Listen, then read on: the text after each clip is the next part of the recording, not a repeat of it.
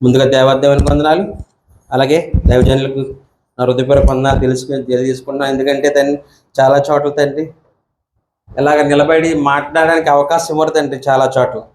అలాంటిది మరి దైవజనులు ప్రతి ఒక్కరు కూడా దేవుళ్ళు ఎదగాలని మన ప్రతి ఒక్కరు కూడా దేవుళ్ళు ఎదిగి అనేకులకు దేవుని గురించి ప్రకటించాలని మనం ప్రతి ఒక్కరిని కూడా ఒక సైనికులుగా తయారు చేస్తున్న దైవజనులకు మన నా హృదయపూర్వక వందనాలు తెలియజేసుకుంటున్నాను. మరి ఈరోజు మనం నేర్చుకోబోయే అంశం ఏంటంటే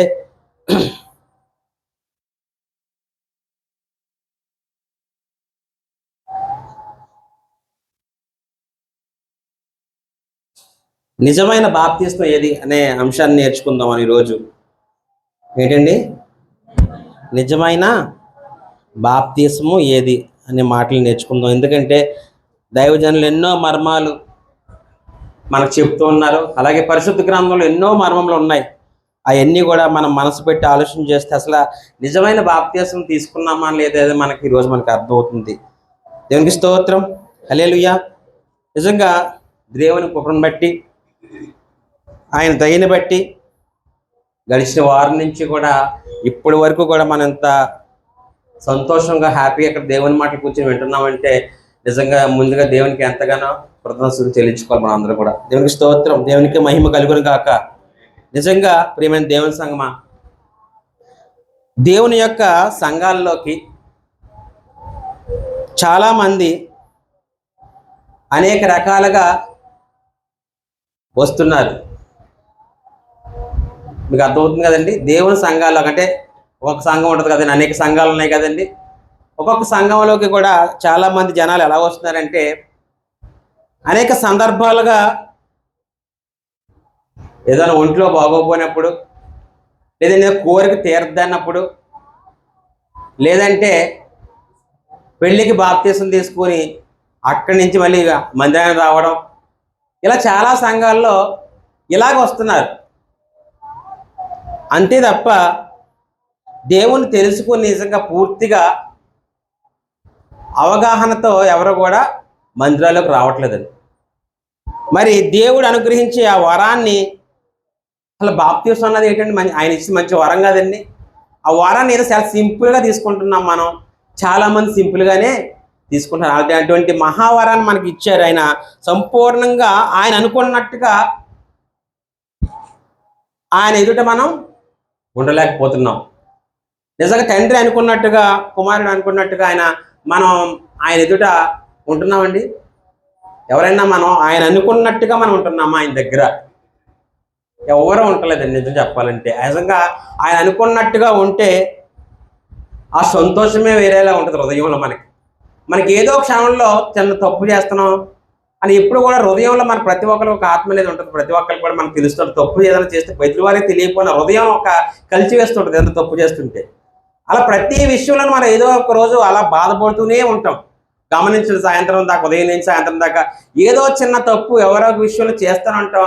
ఆ తర్వాత కోపం అనేసిన తర్వాత అబ్బా ఎందుకన్నా మాట, ఎందుకు ఆయన అలా దూషించాను అని మనసులో మళ్ళీ పశ్చాత్తాపం పడుతూ ఉంటారు. కానీ చాలామందిలో ఆ గుణం ఉండదు.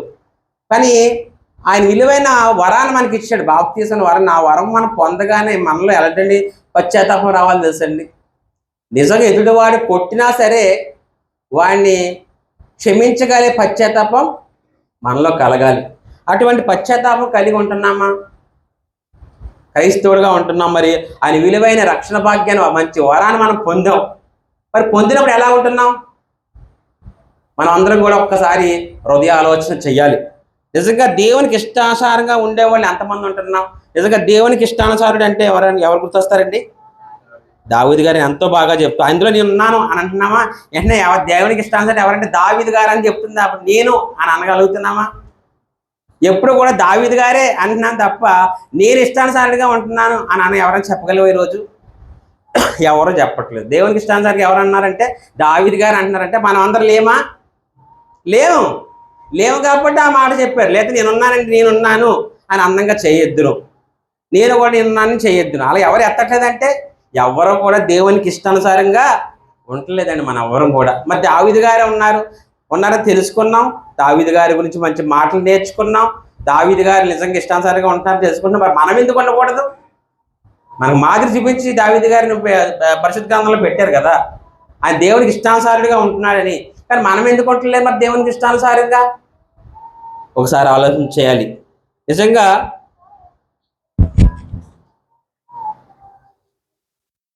దేవుని యొక్క అనుగ్రహం మనం పొందలేకపోతున్నాం. అనేక మంది దూరం అయిపోతున్నారు. దేవుని యొక్క అనుగ్రహం పొందలేకుండా చాలా మంది దూరం అయిపోతున్నారు ఈ క్రైస్తవులు చాలా మంది. నిజంగా మనకున్న సందేశాన్ని బట్టి చాలా మంది అనుకుంటున్నారు ఏదో గోదావరిలోకి వెళ్ళి లేదా కాలువ దగ్గరికి వెళ్ళి అందులో ములిగేసాం, నాకు బాప్తిసం పొందేసాను, నేను దేవుని దగ్గర పరలోకం వెళ్ళిపోతున్నాను అనుకుంటా తప్ప మిగతాదంతా చాలా ఉన్నది అసలైన కథ అక్కడే మొదలైందని ఎవరికి కూడా అర్థం అవట్లేదండి. నిజంగా చెప్పాలంటే నిజంగా మేము బాప్తిసం పొందాం, చాలా సేఫ్టీగా ఉన్నాం అనుకుంటారు చాలామంది, అంతే కదండి. కొంతమంది అనుకుంటారు మీరు బాప్తిసం పొందిన వాళ్ళు ఎవరన్నా చూస్తే నేను బాప్తిసం పొందిన ఉంటే వాళ్ళ దగ్గరికి వెళ్ళి అంటారు మేము బాప్తిసం పొందేసాం, నేను చాలా సేఫ్టీగా ఉన్నాను అనుకుంటారు. అసలు నీ మొఖం సేఫ్టీగా ఉన్నావు, నేను సేఫ్టీగా లేను, నువ్వు సేఫ్టీగా లేవు. అసలైన కదా అక్కడే మొదలవుతుంది అనే విషయాన్ని ఎవరు కూడా గ్రహించలేకపోతున్నారు. ఆయన ఇచ్చిన వరాన్ని మర్చిపోతున్నారు చాలామంది. ఆయన విలువైన రక్షణ భాగ్యమైన వరాన్ని, మంచి వరాన్ని ఇచ్చారని, అసలు మంచి వరమైన మనకు అది అందరికీ ఉందండి ఆ భాగ్యం లోకంలో ఉందండి? లేదు. మరి అంత విలువైన రక్షణ భాగ్యం, అంత మంచి వరాన్ని ఇస్తే ఆ వరాన్ని మనం ఎలా వాడుకుంటున్నాం? టేక్ ఇట్ ఈజీగా తీసుకుంటున్నాం బాప్తిసం అంటే. అసలు బాప్తిసం అంటే ఎంత టేక్గా తీసుకున్నారో తెలిసిన జనాలు, బాప్తిసం తీసుకున్నాను నేను అంటున్నారు తప్ప అసలు బాప్తిసం వెనుకున్న కథ ఏంటి, అసలు అసలైన మొదలైంది అక్కడే మొదలవుతుంది బర్నింగ్ అనేది ఎవరికి కూడా తెలియట్లేదు. నిజంగా మీలో ఎంతమంది బాప్తిసం తీసుకున్నారండి? ఒకసారి చేతులు ఎత్తండి. అందరికి తెలిసిన అయినా సరే ఎత్తాలి. నిజంగా చాలా సంతోషం. మన మందిరంలో చాలా మంది బాప్తిసం పొంది ఉన్నారు. దేవునికి మహిమ కలుగును గాక. నిజంగా చాలా మంది ఆర్థిక స్తోమతను బట్టి, ఆర్థిక పరిస్థితులను బట్టి, అలాగే పెళ్ళి అవ్వాలని దేవుడు ఇలాగ రకరకాల పిలిచాడు, రకరకాల మూఢనమ్మకాలతో చాలా మంది బాప్తిసం తీసుకుంటున్నారు. మరి నిజంగా దేవుడు ఏమని పిలిచాడు ఒకసారి చూద్దాం. రోమీయులకు రాసిన పత్రిక, అసలు మనం ఎలా బాప్తిసం పొందాం వినడం వల్లేనా? ఒకసారి చూద్దాం. రోమీయులకు రాసిన పత్రిక 10వ అధ్యాయం 17వ వచనం. కాగా వినుట వలన విశ్వాసం కలుగును, వినుట క్రీస్తుని గురించి మాట వలన అడగ. ఎవరి మాట వల్ల కలుగుతుందండి? క్రీస్తు మాట. నా మాటల వల్ల కాదు, చెప్పి దైవజనులు మాట కాదు. దైవజనులు ఎవరితో మాట్లాడిస్తారు? దేవుడు మాట్లాడిస్తేనే దైవజనుడు మాట్లాడతారు. ఇక్కడ ఎవరు మాట్లాడినా, ఏం మాట్లాడినా ఎవరు మాట్లాడినా మనం తీసుకోవాలండి? క్రీస్తు మాట్లాడుతున్నాడనే తీసుకోవాలి మనకి ఎప్పుడు కూడా. వినుటి వల్ల విశ్వాసం బాగుంది. వినుటి వల్ల విశ్వాసానికి ముందు ఏం జరిగింది? మనం విశ్వసించాం కాబట్టి దేవుణ్ణి నమ్మం. మరి వినటం వలన వెంటనే విశ్వాసం కలిగేసిందా? ఇదొక క్వశ్చన్ మనకి. వినటం వల్ల వెంటనే విశ్వాసం కలిగేస్తుంటే మరి ఎన్నో బహిరంగ సభలు లక్షలాది మంది వచ్చి వింటున్నారు, మరి వెంటనే వినడం వల్ల విశ్వాసం కలిగి వెంటనే బాప్తిసం పొందేస్తున్నారా? చెప్పాలి. వెంటనే వస్తుందా? మరి దానికి ముందు ఏదైనా ఉందా?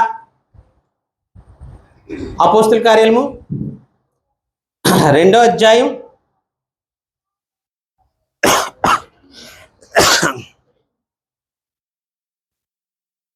37వ వచనం చూద్దాం. వారి మాటలు విని, ఎవరి మాటలు? క్రీస్తుని గురించిన మాటలు చదవండి అమ్మా. వారి ఈ మాట విని హృదయంలో నొచ్చుకొని, సహోదరులారా మేమేమి చేద్దామని పేతురును,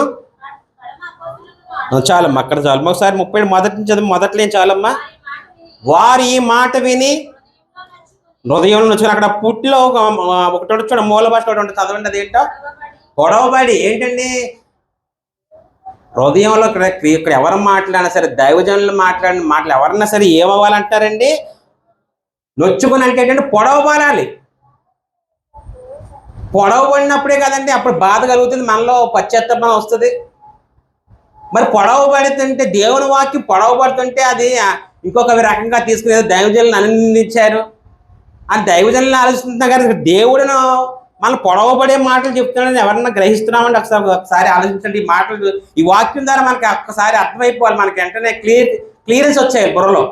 ఏమంటున్నారు అక్కడ పుట్లు ఏముందంటే పొడవబడి అంటే ఏంటి? హృదయంలో నొచ్చుకుంటాం అంటే ఏంటి? దేవుని వాక్యం పొడవబడాలంటే మనలో పొడవబడి నొచ్చుకున్నప్పుడే అప్పుడు మనలో పశ్చాత్తాపం కలుగుతుంది. అప్పుడే మారు మనసు వస్తుంది. పొడవబడాలి, వాక్యం పొడవబడాలండి. అంతేగాని పొగడుతూ ఉండకూడదు, దీవెనలు ఉంచకూడదు. అర్థం దీవెనలు కాదండి.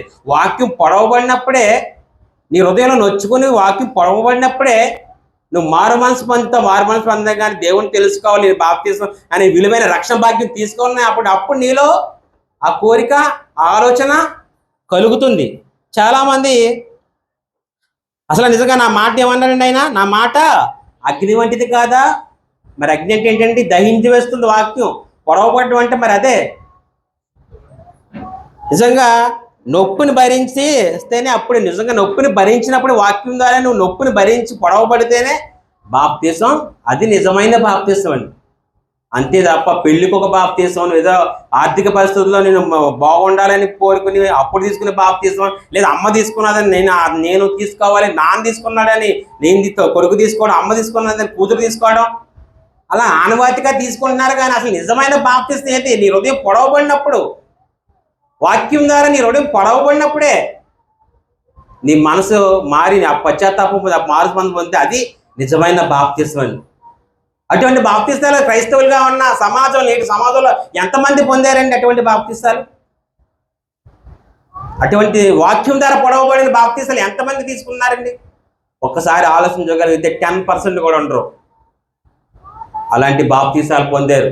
చాలా మంది దైవజనులు ఉన్నారు. దైవజనులు ఎవరిని కూడా విమర్శిస్తున్నాను కాదని రేపు పెళ్లి అయితే ఇవాళ మధ్యాహ్నం బాప్తీసం ఇచ్చి మన్నాడు పెళ్లి చేస్తారు. అసలు పెళ్లికి బాప్తీసం తీసుకోవాలని బైబిల్ పరిశుద్ధ గ్రంథంలో ఎక్కడైనా రాశారా దేవుడు?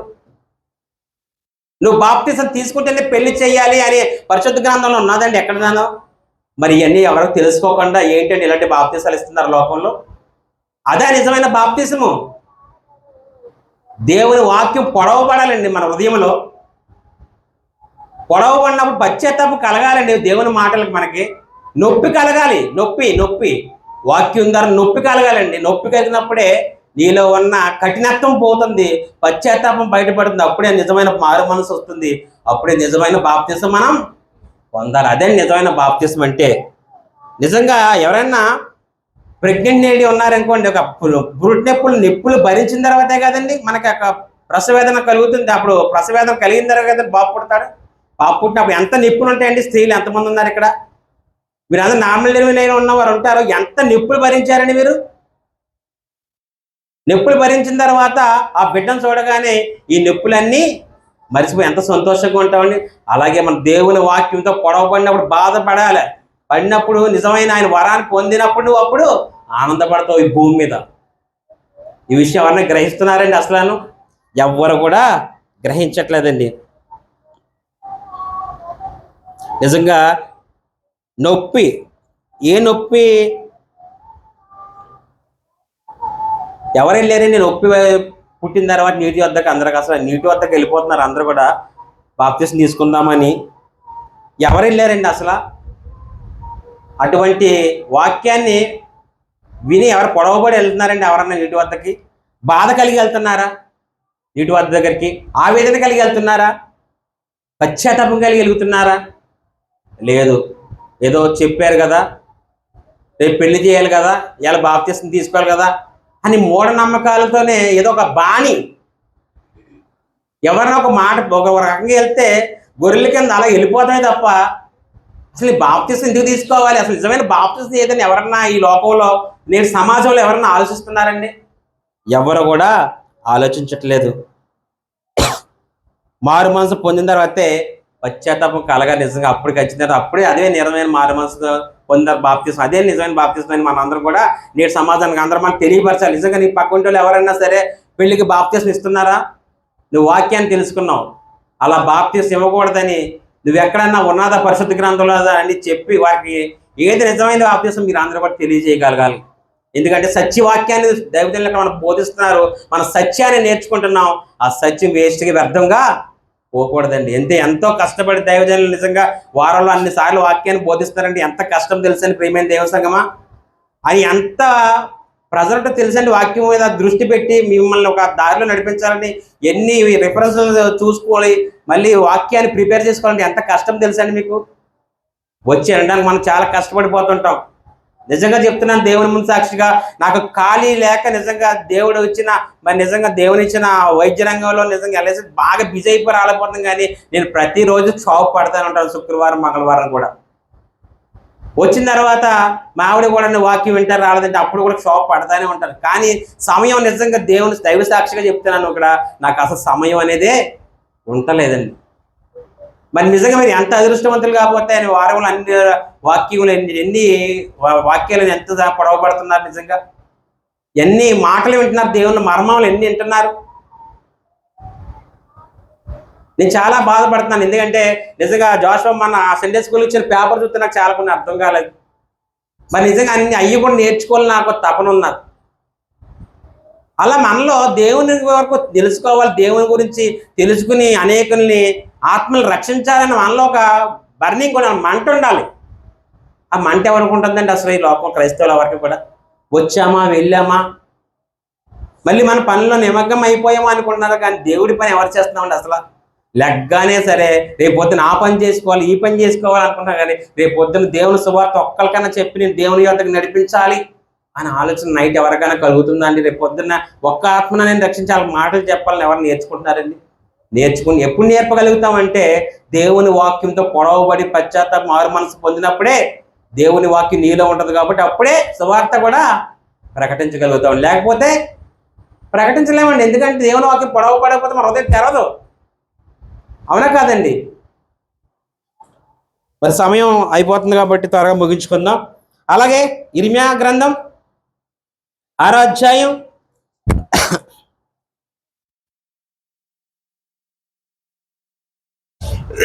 10వ వచనం. ఇర్మియా 6:10 అండి. విందురని నేను ఎవరితో మాట్లాడు? నిజంగా ఇర్మియా గారితో పరిశుద్ధాత్మ మాటలో దేవుడు మాట్లాడతాడు. నీ మాటలో విందుర నేను ఎవరితో మాట్లాడదను, ఎవరికి సాక్ష్యం ఇచ్చేదను? వారు వినుటకు తమ మనసు. చూసారండి, ఇప్పుడే చెప్పాను, రాత్రే మన దేవుని దగ్గరకు వస్తున్నామంటే ఉదయం కాలం వచ్చి ముందే దేవుని సన్నిధికి వస్తున్నామంటే మన హృదయాన్ని సిద్ధపరచుకోవాలి. దేవా ఈరోజు నాతో ఏం మాట్లాడుతున్నావు, నా హృదయాన్ని తెరువు, నాలో ఉన్న కళంకలు ఏమన్నా ఉంటే తీసే, నా హృదయాన్ని తెరిచి నాకు జ్ఞానాన్ని ఇచ్చి అనేకుల్ని నీ యొద్దకు నడిపించాలని ఎవరన్నా మనసుని సిద్ధపరచుకుంటున్నారండి? కంగారుగా పరుగులెడుతున్నాం కానీ మనసుని ఇంకెక్కడ సిద్ధపరచుకుంటున్నాం మనం? చదువునానా?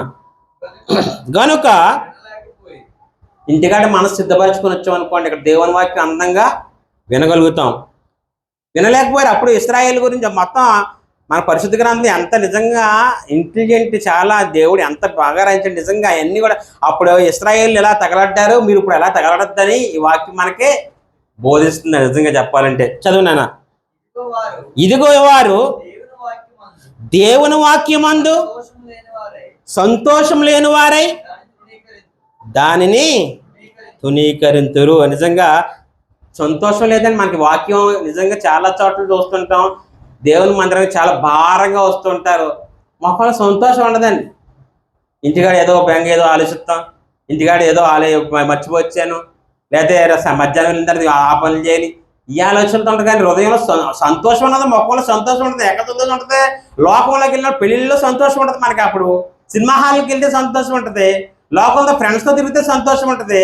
కానీ దేవుని వాక్యం దగ్గరికి వస్తే సంతోషం ఉండదు. మళ్ళీ చదువు లాస్ట్ వచనం. ఇదిగో వారు దేవుని వాక్యమందు సంతోషం లేని వారై దాంతో దేవుని వాక్యం అందంగా వింటుంటే వద్దనుకుంటున్నారండి నేడు సమాజం. ఎంతో నువ్వు విలువైన వాక్యాన్ని బోధిస్తుంటే సంతోషం లేకుండా తునీకరిస్తున్నారండి, అసలు పట్టించుకుంటూ వద్దంటున్నారు.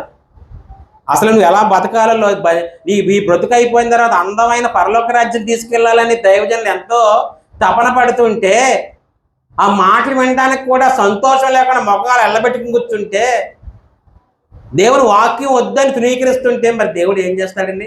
మీరు బాగుపడాలని మిమ్మల్ని పరిశుద్ధంగా పుట్టించాడు, కానీ పరిశుద్ధంగా జీవించకుండా ఆయన వాక్యాన్ని లెక్క పెట్టకుండా ఆ వాక్యం సంతోషం లేకుండా గడుపుతుంటే ఎలాగండి ప్రియమైన దేవుని సంగమా? చెప్పండి ఒకసారి. అలాగే 16వ వచనం కూడా చదవమ్మా, ముగించుకెళ్ళిపోతాం. దేవుడు ఎలాగ సెలవిచ్చున్నాడు? మార్గములలో నిలుచుడి, పురాతన మార్గం గురించి ఉచారించుకుడి. నిజంగా పాత ఆలోచనలు, పాత మార్గాలు, పాత ఆలోచనలను వదిలేయండి. మేలు కలుగు మార్గం ఏది అని అడిగి అందులో నడుచుకోండి, అప్పుడు నెమ్మది కలుగుతాండి. ఏ మార్గంలోకి వస్తే, యేసు మార్గంలోకి వస్తేనే మనకు నెమ్మది పడుతుంది. లోకంలో ఏ మార్గంలోకి వెళ్ళినా నువ్వు నెమ్మది అనేది ఉన్నదండి ఎక్కడన్నా? అసలు మనకి నెమ్మది అనేది ఏదన్నా ఉన్నదంటే దేవుని మందిరంలో. దేవునికి స్తోత్రం, అలాగే దేవుని మహిమ కలుగును గాక. 17 కూడా చదవమ్మా. మిమ్మల్ని కాపు కాయుటకు మనల్ని ఎప్పుడు కూడా మనల్ని నిజంగా మనం బైక్ ఎక్కినా, మెట్లు ఎక్కినా, కారు ఎక్కినా, నువ్వు ఎటువంటి పని నువ్వు మేడ ఎక్కినా ఎప్పుడు కూడా ఆయన నేను కావల వారిని ఉంచాడు. మనకి ఎప్పుడు కాపలాగా దేవతలు కాపలా ఉంచాడు మనకి. ఆ విషయాన్ని ఎప్పుడైనా గ్రహిస్తున్నాం మనం ఎప్పుడు కూడా ఆయన కావలించి మనకు కాపలా ఉంచెళ్ళాడు ఆయన. చదవమ్మా. ఆలకించుడి, వారు చేయు బోరదని వినపడుచున్నది. చాలమ్మా. ఒకసారి మత్తయి సువార్త ముగించేసుకుందాం. మత్తయి సువార్త 3వ అధ్యాయం